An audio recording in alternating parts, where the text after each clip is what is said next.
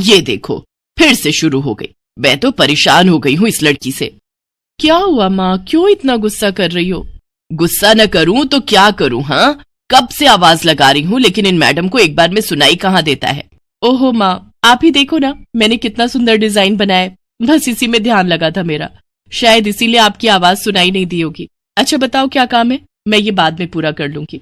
कुछ काम नहीं, खाने की थाली कब से लगा कर रखी है, अब महारानी को फुर्सत मिल गई हो तो चलकर खा लो।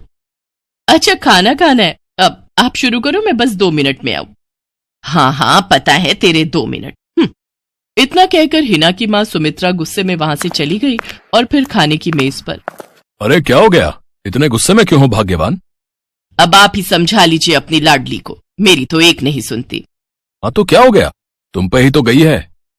आपको मजाक सूझ रहा है? यहाँ मेरा दिमाग खराब हो रहा है, सारा दिन बस मेहंदी के डिजाइन बनाती रहती है और कोई काम ही नहीं है इसे। इसका मतलब वो सच में तुम पर ही गई है। तुम्हें भी तो मेहंदी लगाने का बड़ा शौक था ना इस उम्र में? हाँ, पर मैं घर का सारा कामकाज निपटाने के बाद ये सब करती थी। अरे ये तो खाना पीना भी छोड़कर बैठी है। सुमित्रा अपने पति सुरेश से हिना की शिकायतें कर ही रही थी कि तभी हिना वहां आ गई। क्या बनाया माँ? खुशबू तो बड़ी अच्छी आ रही है। मिल गई तुझे फुर्सत? हाँ माँ, देखो ना मेरा आज का डिजाइन, पापा देखिए ना कैसा है। सच में डिजाइन तो वाकई बढ़िया बनाया है लाडो। ये लाडो बोल बोल कर आपने ही इसका दिमाग खराब करके रखा है। मेरी जान को कितना काम है पता है, ती जा रही है, मगर ये लड़की मेरी बिल्कुल मदद नहीं करती। ओहो, आज सिर्फ खरी खोटी ही सुनाओगी या कुछ खाना भी मिलेगा भाग्यवान? सुरेश की बात सुनकर सुमित्रा की हंसी निकल गई और उसे हंसता देख सभी लोग हंसने लगे। हिना अपने माता पिता की अकेली संतान थी। हिना को बचपन से ही मेहंदी के नए नए डिजाइन बनाने का बड़ा शौक था। वो कागज पर रोज कुछ न कुछ नया बनाने की कोशिश करती और फिर उसे अपने या अपनी माँ के हाथों पर लगाती। हिना के कॉलेज की पढ़ाई भी अब पूरी हो गई थी, तो अब उसके लिए रिश्ते आने भी शुरू हो गए थे। अरे सुमित्रा कहाँ हो, जल्दी आओ। क्या हुआ जी? जरा इस फोटो को तो देखो, कैसा है लड़का? दिखने में तो बहुत ही बढ़िया है। हाँ, वो कानपुर वाले फूफा जी है ना, उन्होंने बताया इस लड़के के बारे में। अपनी हिना के लिए कैसा रहेगा? लड़का काम क्या करता है और परिवार में कौन कौन है? फूफा जी बता रहे थे कि कानपुर में इनका अपना कारखाना है, वहां ये अपना दोने पत्तल और डिस्पोजल वगैरह बनाते हैं। ये अच्छा पैसा कमा लेता है, फूफा जी की रिश्तेदारी में है। हाँ, पर उससे पहले ये फोटो एक बार हिना को तो दिखा दो, उसे लड़का पसंद आ जाए तभी बात आगे बढ़ानी चाहिए ना। अरे हाँ, ये भी सही कह रही हो। लाडो, ओ लाडो, अरे कहाँ है बिटिया? सुरेश ने फौरन जाकर कमल की फोटो हिना को दिखाई तो हिना को भी कमल पसंद आ गया। उधर कमल को भी हिना पहली ही नजर में भाग गई और इस तरह से कुछ ही दिनों में कमल और हिना की शादी खूब धूमधाम से हो गई। शादी के बाद कमल और हिना अपनी गृहस्थी में बहुत खुश थे। फिर एक शाम। ये क्या लिख रही हो हिना? लिख नहीं रही हूँ, मेहंदी का डिजाइन बना रही हूँ। अच्छा, पर कागज पर क्यों? प्रैक्टिस तो रोज ही करनी होती है ना, तो इसीलिए कागज पर डिजाइन बनाती हूँ। अच्छा, अब जरा दिखाओ तो सही। अरे वाह, ये डिजाइन क्या सच में तुमने बनाया है? हाँ अच्छा है ना, अब मैंने और भी बनाकर रखे हैं, रुकिए मैं भी लेकर आती हूँ। हिना ने अपने बनाए सारे डिजाइन्स कमल को दिखाए, जो कमल को बहुत पसंद आए और उसने हिना की खूब तारीफ की। सब कुछ अच्छा चल रहा था और ऐसे ही हंसी खुशी दिन बीत रहे थे। लेकिन फिर एक सुबह। हेलो, क्या हुआ राठी जी, इतनी सुबह सुबह फोन क्यों किया? सर आप जल्दी से आ जाइए, गजब हो गया, अपनी फैक्ट्री में आग लग गई है सर, सब कुछ जल गया सर, कुछ भी नहीं बचा सर, जल्दी आ जाइए आप। फोन पर अपने मैनेजर की बात सुनकर कमल के पैरों तले जमीन खिसक गई। फैक्ट्री पहुंचा तो देखा वाकई फैक्ट्री पूरी तरह से जल रही थी। तभी एक जलती हुई बड़ी सी लकड़ी कमल पर आ गिरी, जिसकी वजह से वो बुरी तरह झुलस गया। उसे फौरन अस्पताल पहुंचाया गया और यहाँ से सब कुछ बदल गया। फैक्ट्री के काम को बढ़ाने के लिए कमल ने हाल ही में कई सारी नई मशीनें लोन पर खरीदी थी। मशीनें तो नहीं बची, लेकिन लोन चुकाने के चक्कर में पहले कमल की गाड़ी बिकी और फिर घर। मजबूर होकर कमल और हिना किराए के मकान में रहने लगे थे। फिलहाल कमल की हालत ऐसी नहीं थी कि वो कोई और काम कर सके। ऐसे में हिना ने घर चलाने का जिम्मा उठाया और वो घर घर जाकर औरतों के हाथों पर मेहंदी लगाने लगी। हालांकि इस काम से उसे बहुत कम पैसे ही मिल पा रहे थे, लेकिन हिना फिर भी पूरी मेहनत कर रही थी। क्या से क्या हो गया ना हिना, मैं किसी काम का नहीं रहा, हम बर्बाद हो गए।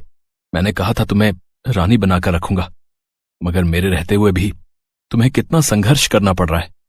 ऐसा क्यों कह रहे हैं आप बिल्कुल चिंता मत कीजिए, देखना धीरे धीरे सब ठीक हो जाएगा। हिना चाहती थी कि वो अपना एक पार्लर खोले, लेकिन फिलहाल ये मुमकिन नहीं था। मेहंदी लगाने का काम भी सीजन पर ही मिल पाता था, तो अब दिक्कत खाने पीने की भी होने लगी। ऐसे में हिना ने एक सेठ के घर मेड का काम करना शुरू कर दिया। और फिर एक दिन, सुन, तुझे कोई मेहंदी वाली पता है क्या? क्यों मैडम? अरे वो तीज आ रही है ना, तो मेहंदी लगवानी थी। हाँ, बाहर इतनी गर्मी है, अब ऐसे में कौन बाहर जाए, तो घर पर ही आकर कोई लगा दे तो बढ़िया रहेगा। अब हाँ मैडम, मैं बहुत अच्छी मेहंदी लगाती हूँ, आप मुझसे लगवा लो। ना ना ना, अगर खराब कर दी तो? तीज की पार्टी है मेरे यहाँ, मेहंदी तो बढ़िया ही लगवानी है मुझे। मैडम आप बिल्कुल चिंता मत कीजिए, और रुकिए, मैं अभी आपको कागज पर मेहंदी का डिजाइन बनाकर दिखाती हूँ, फिर आगे आप ही तय करना। इतना कहकर हिना ने फौरन एक कागज लिया और कुछ ही देर में उस पर एक बहुत ही सुंदर मेहंदी का डिजाइन बना दिया। और फिर, अरे वाह, ये तो सच में बहुत सुंदर है, बिल्कुल नया और बहुत ही खूबसूरत डिजाइन है। अब तो ये डिजाइन मेरे हाथ पर भी सेम टू सेम लगा देगी ना? हाँ मैडम, आप मुझ पर विश्वास कीजिए, मैं बचपन से ये करती आई हूँ। उस दिन हिना ने पूरे मन से अपनी मालकिन के दोनों हाथों पर मेहंदी लगाई। हिना ने जो डिजाइन बनाया था वो एकदम नया था और सुंदर भी। फिर अगले दिन, नमस्ते साहब, वो आपको कुछ? हाँ, मैं तुम्हारा ही इंतजार कर रहा था। ये कल शिवानी के हाथों पर तुम ही ने मेहंदी लगाई थी ना? जी साहब, मैंने ही लगाई थी। अब कोई गलती हो गई क्या मुझसे? नहीं, ऐसी कोई बात नहीं है, बस ये जानना था तुमसे कि मेहंदी का वो डिजाइन कहाँ से देखकर लगाया तुमने? कहीं से नहीं साहब, वो तो मैंने खुद से सोचा था, मैं कभी कहीं से देखकर डिजाइन नहीं बनाती। अच्छा, अगर ऐसा है तो जरा ये कागज और जरा इस पर एक मोर की थीम पर बेस्ड एक डिजाइन बनाकर दिखाओ, पर याद रहे डिजाइन बिल्कुल नया होना चाहिए। जी साहब, बस 2 मिनट दीजिए। हिना ने बस कुछ मिनटों के अंदर वो करके दिखा दिया, जिसे देखकर उसका मालिक साहिल मल्होत्रा हैरान रह गया। वाह, सच में कमाल है ये तो। अब तुमने डिजाइनिंग सीखी है क्या कहीं से? नहीं साहब, सीखी तो नहीं, लेकिन मुझे बचपन से ही शौक है मेहंदी लगाने का, तो बस इसीलिए। समझ गया। देखो हिना, तुम्हारा हुनर लाजवाब है और तुम्हें अपने इस हुनर को ऐसे बेकार नहीं जाने देना चाहिए। जी मतलब? तुम्हें पता है ना, मेरी फैक्ट्री में लेडीज कपड़ों के लिए कपड़ा बनता है, लेकिन काफी समय से मैं परेशान हूं, क्योंकि सूट साड़ियों वगैरह के लिए मेरे पास नए डिजाइन्स की कमी पड़ गई है। लेकिन अब लगता है ये कमी नहीं रहेगी। बोलो, बतौर डिजाइनर मेरे लिए काम करोगी तुम? जी साहब, बिल्कुल करूंगी। ये हिना के लिए सपने के सच होने जैसा था। अब वो काम वाली बाई से एक डिजाइनर बन गई। वो साहिल की फैक्ट्री में बनने वाले कपड़ों के लिए हर रोज नए नए डिजाइन्स बनाने लगी, और इसके बाद साहिल के फैक्ट्री में बनने वाले कपड़े की डिमांड काफी बढ़ गई, और इसके चलते हिना को भी उसके काम की बढ़िया सैलरी मिलने लगी। हिना अब अपनी कमाई से न सिर्फ अपना घर खर्च चलाने लगी, बल्कि उसने शहर के बढ़िया डॉक्टर से कमल का इलाज भी कराया, जिससे कमल बहुत जल्दी ठीक हो गया और उसने भी काम करना शुरू कर दिया। पर इस सब में पूरा 1 साल बीत गया और एक बार फिर से तीज का त्योहार आया। देखिए तो कैसी लग रही हूं मैं? बिल्कुल चांद जैसी लग रही हो। हिना ने नई हरे रंग की साड़ी पहनी हुई थी, जो उसने खुद डिजाइन की थी, और वाकई वो उसमें बहुत ही सुंदर लग रही थी। हिना, तुम सच में बहुत बहादुर हो। मैं तो उस हादसे के बाद उठकर खड़ा ही नहीं हो पाता, लेकिन तुमने सब कुछ ठीक कर दिया। तीज का ये त्योहार ही इसलिए है जी, मैं आपको कभी कुछ नहीं होने दूंगी।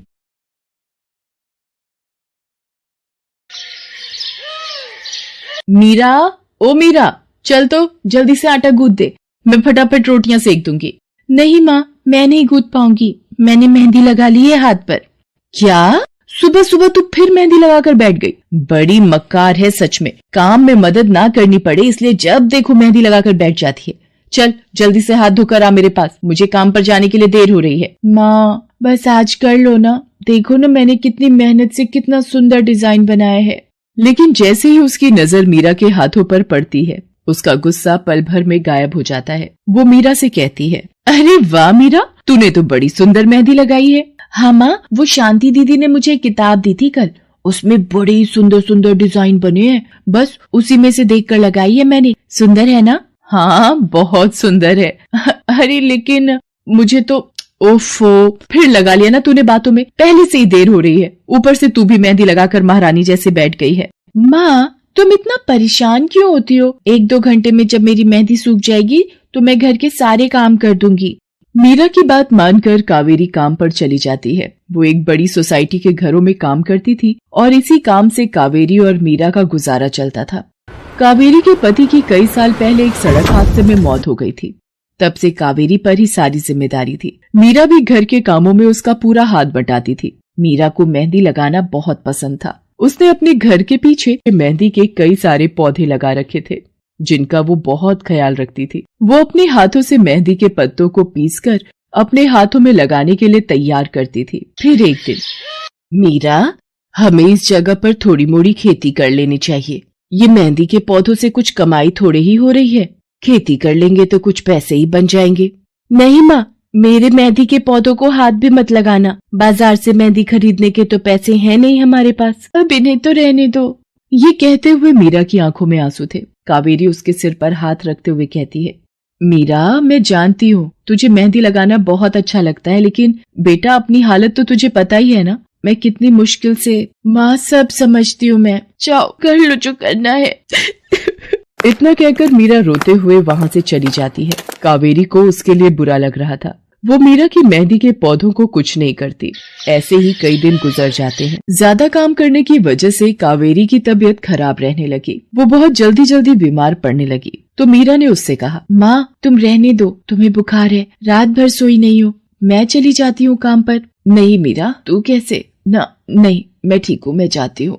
कावेरी जैसे ही उठकर चलने की कोशिश करती है, अचानक उसे चक्कर आ जाता है। मीरा उसे सहारा देकर बिस्तर पर लिटा देती है और उससे कहती है, बस माँ, अब तुम आराम करोगी और काम पर अब से मैं जाऊंगी। कावेरी घर पर रहकर आराम तो कर रही थी, लेकिन वास्तव में उसे अच्छे इलाज की भी जरूरत थी, जिसके लिए पैसे थे नहीं। दूसरी तरफ अब हर रोज मीरा काम पर जाती और लौटकर घर के भी सारे काम उसे ही करने पड़ते थे। इस सब में उसे मेहंदी लगाने का बिल्कुल भी वक्त नहीं मिल पाता था। मीरा, कितने दिन हो गए तूने मेहंदी नहीं लगाई? हाँ माँ, बस मन नहीं कर रहा। अच्छा, मेहंदी लगाने का तेरा मन नहीं? मैं सब जानती हूँ। मैंने बिस्तर पकड़ लिया है और मेरी फूल सी बच्ची पर सारे काम पड़ गए हैं। अब बस बहुत हो गया आराम। मीरा, जा, तू जाकर मेहंदी लगा ले, आज मैं जाऊंगी काम पर। नहीं माँ, तुम कहीं नहीं जाओगी, मैं कर लूंगी सब। और मैं सच बोल रही हूँ, मैं बड़ी हो गई हूँ, ये मेहंदी वेहंदी का मुझे शौक नहीं। इतना कहकर मीरा काम पर जाने के लिए घर से निकल जाती है। कावेरी की आंखों में आंसू आ जाते हैं। मीरा सोसाइटी के कई घरों में काम करती थी। उन्हीं में से एक घर आरती का भी था। उसके घर पर तीज का त्योहार बड़े धूमधाम से मनाया जाता था। तीज की तैयारियों में मीरा भी मदद कर रही थी। इसी बीच, अरे ऐसे कैसे? मैंने सारे रिश्तेदारों को बुला लिया है, मेरी सारी फ्रेंड्स भी आने वाली हैं। मैं क्या कहूँगी उन्हें? फोन पर काफी देर बहस करने के बाद आरती फोन रख देती है। उन्हें उदास देखकर मीरा उससे पूछती है, क्या हुआ मैडम जी, आप कुछ परेशान लग रहे हो? हाँ मीरा, बड़ी मुसीबत हो गई। कल तीज का फंक्शन है, मैंने सबको मेहंदी लगवाने के लिए यहीं बुला लिया है और आखिरी मौके पर ये पार्लर वाली धोखा दे गई। कह रही है कल नहीं आ पाएगी। अब क्या होगा? इतनी जल्दी कौन तैयार होगा सबको मेहंदी लगाने के लिए?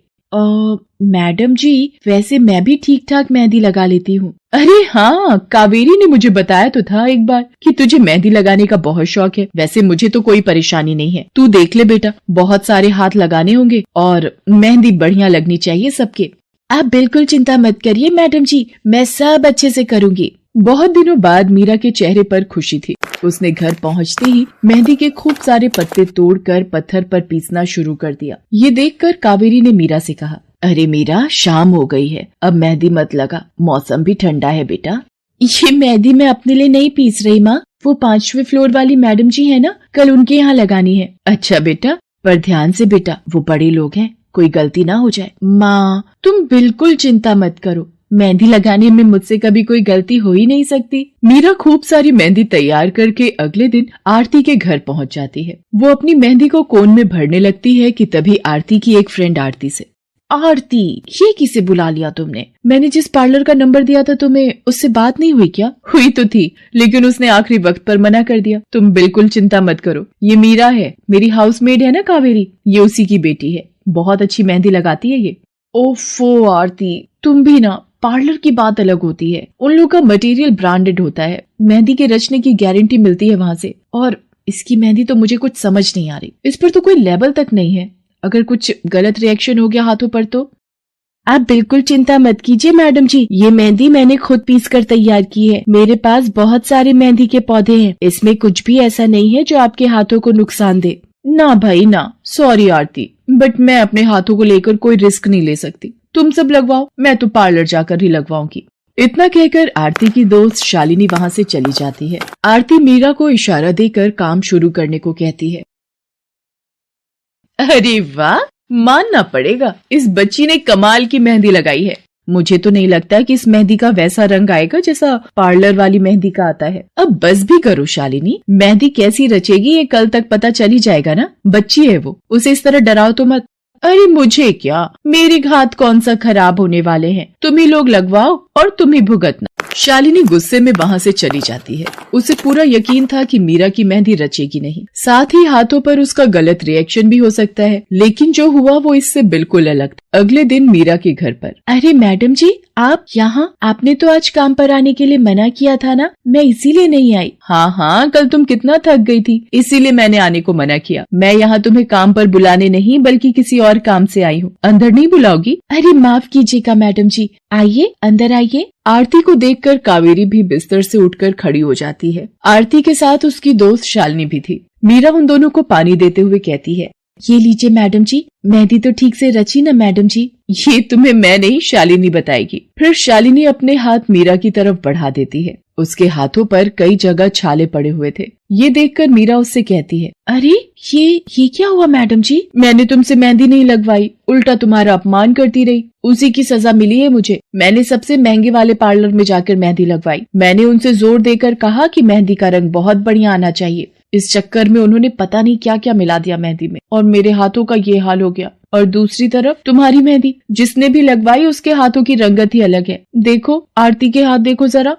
आरती ने अपने हाथ आगे बढ़ा दिए, जिन पर मीरा के हाथों से लगी मेहंदी का बहुत ही अच्छा रंग चढ़ा था। फिर आरती कावेरी के पास जाकर उससे बोली, बस कावेरी, ये झाड़ू पोछा और बर्तन बहुत करवा लिए तुमने मीरा से, ये अब वो करेगी जो इसे करना चाहिए। जी क्या मतलब मैडम जी? ये अब मेहंदी लगाएगी सबके हाथों पर। हमारी एक दोस्त का अपना ब्यूटी पार्लर है, उसे मीरा का काम और उसकी मेहंदी की क्वालिटी बहुत अच्छी लगी। वो मीरा को अपने यहाँ काम देना चाहती है, अच्छे पैसे भी देगी वो मीरा को, और तो और वहाँ रहकर मीरा पार्लर के दूसरे काम भी सीख पाएगी। आरती की बात सुनकर कावेरी की आंखों में आंसू आ जाते हैं। वो हाथ जोड़कर आरती का शुक्रिया अदा करती है। मीरा भी बहुत खुश थी। अब न सिर्फ वो अपना मेहंदी लगाने का शौक पूरा कर सकती थी, बल्कि अच्छे पैसे कमाकर अपनी माँ का इलाज भी करवा सकती थी। एक समय की बात है, केशवपुर नामक गांव में सरला नाम की एक बूढ़ी विधवा औरत अपने बेटा बहू के साथ रहती थी। सरला की बहू जया स्वभाव से बहुत बुरी थी। वो रोजाना सरला से बात बात पर लड़ती रहती थी। सरला का पति किशन शहर में मजदूरी करता था, इसलिए वो कभी कभी ही गांव आ पाता था।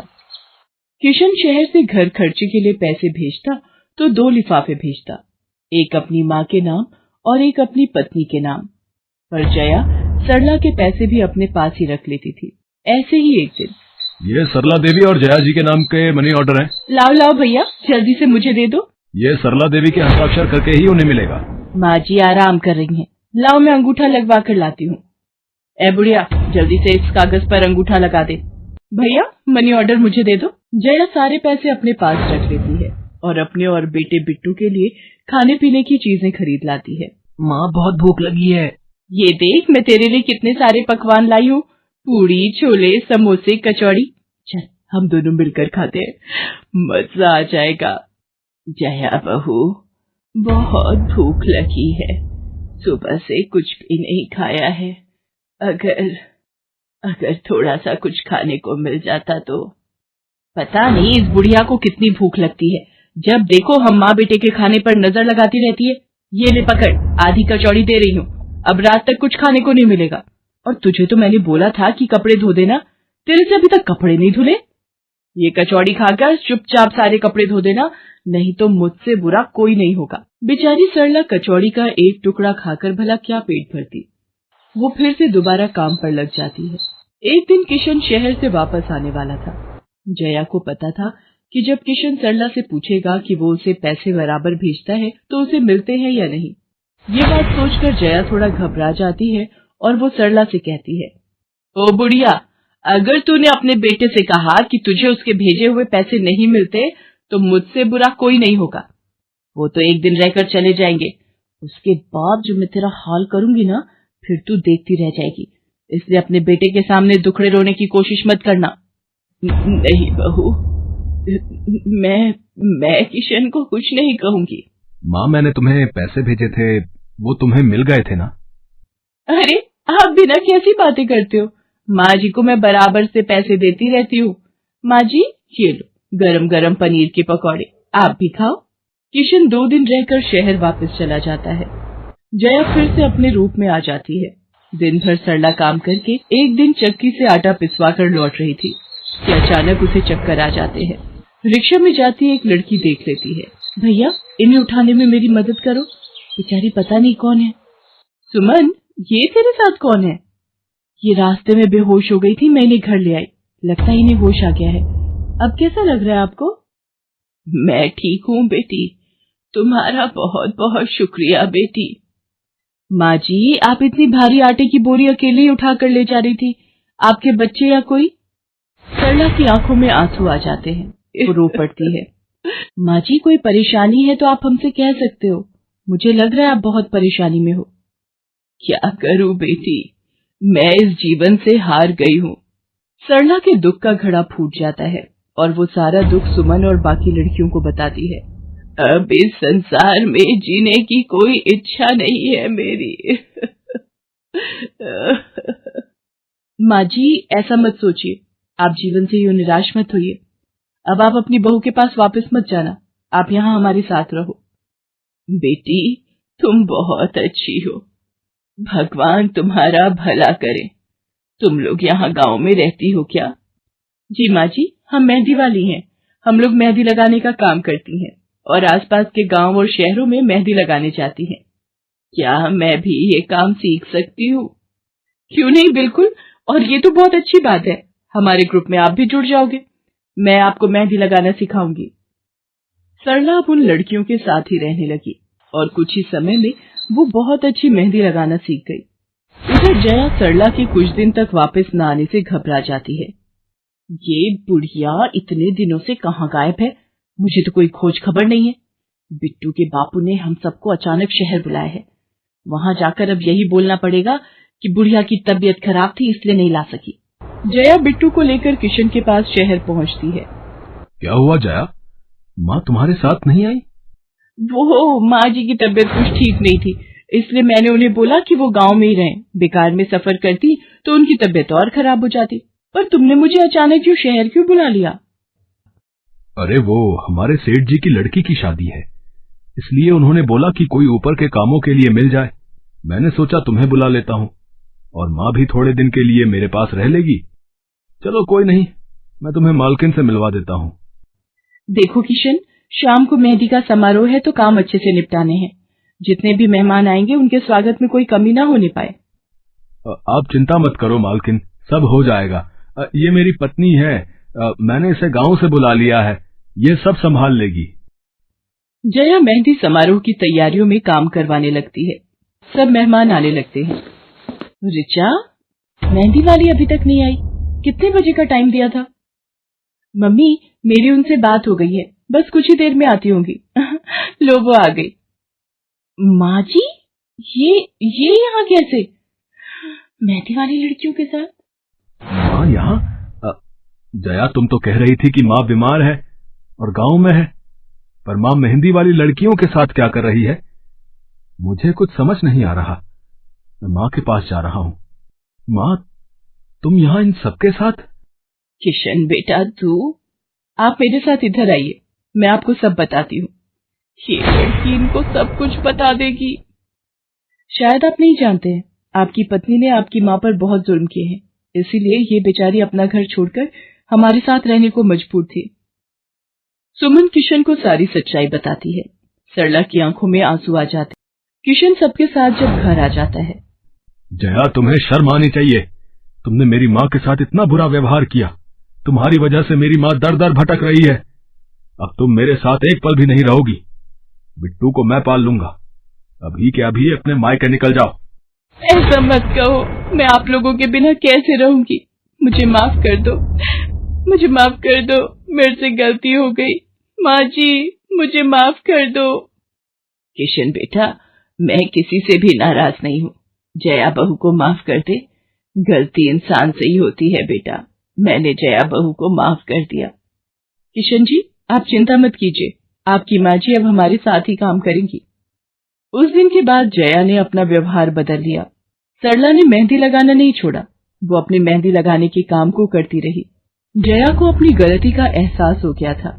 अब वो भी सरला की बहुत देखभाल करती थी। संध्या की बुआ, जो कि दिल्ली में रहती थी, वो उसके लिए एक अच्छे घर का रिश्ता लेकर आई थी। देखो भैया, मेरी इतनी जान पहचान तो नहीं है लड़के वालों से, पर इतना जानती हूँ, अड़ोस पड़ोस में कहीं पूछोगे तो लोग अच्छा घर ही बताएंगे। ठीक है सुमन, अगर तुम कहती हो तो लड़के वालों को एक बार बुला लेते हैं। अब संध्या भी लड़के को देख लेगी। संध्या की बुआ लड़के वालों से अपने तरीके से बात कर लेती है और कुछ दिनों बाद संध्या की शादी विपुल नाम के लड़के से हो जाती है। पता नहीं इस काम वाली को छुट्टी लेकर गांव अभी जाना था। उसे पता था शादी वाला घर है, नई नवेली दुल्हन आएगी तो घर में 100 काम होंगे, फिर भी बिना बताए गांव निकल गई। अब मैं दूसरी काम वाली इतनी जल्दी कहाँ से ढूंढूंगी। राजेश्वरी, एक प्याली चाय दे दो तो बड़ी मेहरबानी होगी। सुबह से एक प्याली चाय भी नहीं मिली है। तुम्हें तो जब देखो चाय पीने की पड़ी रहती है। पता भी है एक बर्तन नहीं है धुला हुआ जिसमें तुम्हारी चाय बना दूं। ढेरों बर्तन रसोई में पड़े हैं झूठे। माँ, मैं कॉलेज जा रही हूँ, तुम मुझे ये मत कहना कि मैं छुट्टी कर लूं और तुम्हारे साथ घर का काम करवाऊं। मेरा आज बहुत बड़ा प्रोजेक्ट सबमिट होना है, इसलिए मैं तो कोई काम नहीं कर सकती। ये लो, अब इसे भी अभी कॉलेज जाना था। अब मैं क्या करूं, कुछ समझ नहीं आ रहा। संध्या की सास राजेश्वरी अभी काम वाली को लेकर परेशान हो ही रही थी। तभी संध्या राजेश्वरी की सारी बातें सुन लेती है और रसोई में जाकर बर्तन धोने लगती है। अरे संध्या बहू, तुम ये रसोई में क्या कर रही हो? हटो हटो हटो, ये झूठे बर्तन तुमसे थोड़ी करवाऊंगी। अभी तुम्हारे हाथों की मेहंदी भी नहीं उतरी। माँ जी, आप परेशान मत हो, मैं थोड़ी देर में ही सारा काम निपटा दूंगी। आप अकेले इतना काम नहीं कर पाओगे। ठीक है, अगर तुम कहती हो तो मैं कोई और काम कर लेती हूँ। माँ, पड़ोस में किसी से पता करो, शायद कोई और काम वाली मिल जाए। मैंने पूछा था, पर अभी किसी भी काम वाली के पास समय नहीं है। पुलकित काम पर चला जाता है। संध्या सारे घर का काम करती है। अब तो रोजाना ही ऐसा होने लगा। काम वाली तो थी नहीं। संध्या की ननद पूजा सुबह होते ही कॉलेज निकल जाती और सास पैरों में दर्द के बहाने बिस्तर पर आराम करती। संध्या तो मानो घर के कामों में ही उलझ गई। एक शाम, माँ, तुम बिल्कुल सही बहू ढूंढ कर लाई हो। बेचारी गरीब घर की है, इसलिए चुपचाप संस्कारी बहू की तरह घर के काम कर लेती है। अगर कोई पैसे वाले घर की लड़की बहू बनाकर ले आती तो वो पूरे घर को अपने इशारों पर नचाती और तुम और मैं बस बर्तन घिसते रह जाते। तभी तो मैंने इसकी बुआ को शादी के लिए हाँ कह दिया था। मुझे पता है ये गरीब घर की लड़कियां बड़ी सीधी सादी बहुएं साबित होती हैं। अब काम वाली गांव भाग गई। सोच ये ना होती तो कौन काम करता। राजेश्वरी, तुम दोनों माँ बेटी को तो संध्या बहू का शुक्रगुजार होना चाहिए। बेचारी ने आते से ही पूरा घर संभाल लिया। ऐसे ही दिन बीत रहे थे। संध्या सभी घर वालों की देखभाल का पूरा ध्यान रखती थी। एक दिन, क्या हुआ पुलकित बेटा, तुम इतने परेशान क्यों हो? और आज तुम ऑफिस भी नहीं गए? पापा, मेरी नौकरी छूट गई है। कंपनी घाटे में चल रही थी, इसलिए उन्होंने मेरे जैसे बहुत से वर्कर्स को अचानक निकाल दिया। दिमाग खराब हो रहा है, गाड़ी की किश्त भरनी है, घर का लोन भी पूरा नहीं हुआ है। घर का खर्चा अब सब कुछ कैसे होगा, कुछ समझ में नहीं आ रहा है। पुलकित बेटा, चिंता मत कर, अब कोई ना कोई रास्ता निकल आएगा। ज्यादा होगा तो कुछ दिनों के लिए मैं कोई काम कर लूंगा। पापा, मेरे होते हुए आप काम नहीं करोगे, मैं कुछ सोचता हूँ। पुलकित दूसरी नौकरी को लेकर परेशान था। उसे कोई काम नहीं मिल रहा था। घर में पैसों की तंगी भी शुरू हो गई। पुलकित ने अपनी गाड़ी बेच दी। घर के लोन को लेकर वो परेशान था। 15,000 रुपए की किश्त उसे भरनी थी। तभी, भैया, मेरे कॉलेज की फीस इस बार बहुत लेट हो गई है। मेरा आखिरी साल है। अगले महीने की 5 तारीख तक 12,000 रुपए फीस के भरने हैं। मैं कुछ इंतजाम करता हूँ। ऐसे खाली हाथ पर हाथ रखकर मैं नहीं बैठ सकती। मुझे कुछ सोचना होगा। पता नहीं, हो सकता है किरण ने बात कर ली होगी। पूछती हूँ।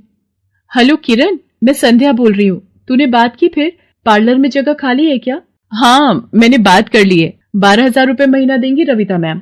बोल, तू हाँ बोलती है तो मैं बात कर लेती हूँ। ठीक है, तू हाँ बोल दे, कम से कम कुछ तो पैसे आ जाएंगे। संध्या पुलकित से पार्लर में मेहंदी लगाने की नौकरी की बात करती है। पहले तो वो मना करता है, पर संध्या उसे समझाती है। पुलकित, मैं जानती हूँ आप परेशानी के दौर से गुजर रहे हो। मैंने आपसे शादी के बाद हर सुख दुख में साथ निभाने का वादा किया था और आप परेशान मत हो, मैं घर और बाहर दोनों का काम एक साथ संभाल लूंगी। ठीक है संध्या, तुम कल से पार्लर में नौकरी के लिए जा सकती हो। अगले दिन से संध्या सारे घर के काम के साथ साथ पार्लर भी जाती और वहां पर पूरा दिन मेहंदी लगाने का काम करती और शाम के वक्त घर आती। संध्या बहुत मेहनत कर रही थी ताकि वो अपने परिवार की मदद कर सके। संध्या बहुत सुंदर मेहंदी लगाती थी। ये बात उसकी सास को तब पता चली जब उसने पार्लर में काम करना शुरू किया। संध्या को पार्लर में काम करते हुए 1 महीना बीत चुका था। पार्लर की मालकिन रविता भी संध्या के मेहंदी लगाने के काम को देखकर बहुत खुश थी। संध्या, तुम सचमुच बहुत मेहनती हो।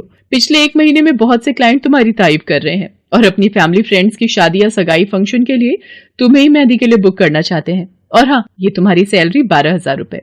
बाकी ये तुमने ओवर टाइम भी शादी के सीजन में बहुत किया है, उसके 6,000 रुपए अलग से दे रही हूँ। थैंक यू मैम, आपने मेरे काम की इतनी तारीफ की। मैं तो बस भगवान की कृपा से मेहनत से करती हूँ। संध्या घर आ जाती है और 12,000 रुपए पूजा के हाथ में रखती है। पूजा, ये तुम्हारी कॉलेज की फीस के पैसे, तुम कल ही अपनी फीस जमा कर देना। भाभी, ये तो आपकी मेहनत की कमाई है, आप ये सारे पैसे मुझे दे रहे हो? नहीं नहीं भाभी। पूजा, तुम मुझे अपनी भाभी कहती हो ना, और भाभी तो माँ समान होती है, तो क्या तुम अपनी भाभी माँ के पैसे नहीं लोगी? तुम अपने भैया से भी तो लेती हो ना। फिर मेरे और अपने भैया में फर्क है, मैं भी तो इस घर का हिस्सा हूँ, इसलिए ये पैसे रख लो। मुझे माफ कर दो भाभी, मैंने ना जाने आपके बारे में क्या क्या गलत सोचा।